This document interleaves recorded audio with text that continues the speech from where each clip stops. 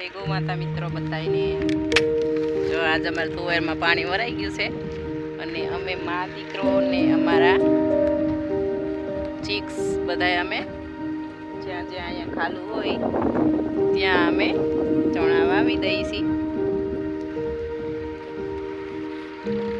તો હું ચણા નાખતી જાઉં છું અને અમારા યજુભાઈ અહીંયા આઈ થે હું પૈ ગયા નહીં આઈ પાકો હોય પગ નહીં એને તો નહીં એના અન્ન દેવતા છે એને પગ અટાડે ખાવાની વસ્તુ હોય એને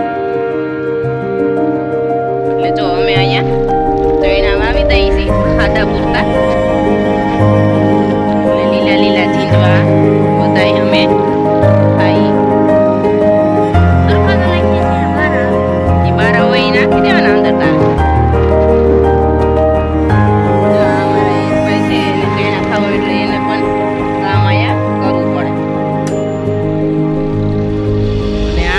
ઓર્ગેનિક ચણા થશે.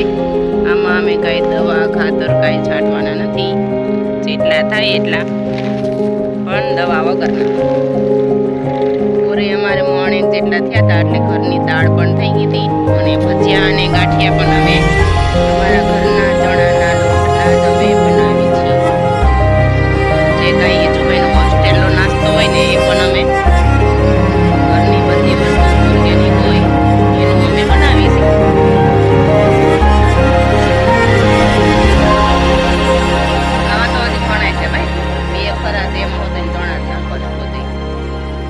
કેટલા થાય ચણા કેટલા થાય?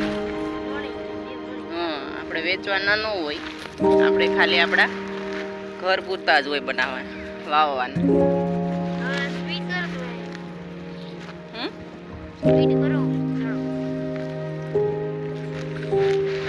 તમારે યાર હોય રાવા મીંડું જો મિત્રો અમે આવી રીતના ચણા અમે ઘર પૂરતા વાવી છે. તમે કેવી રીતના વાવતા હોય એ કમેન્ટ કરજો. અમને તો જો આવી રીતના ભાવે છે એટલે અમે આમ વાવી દઈ. આજ બપોર થઈ જાય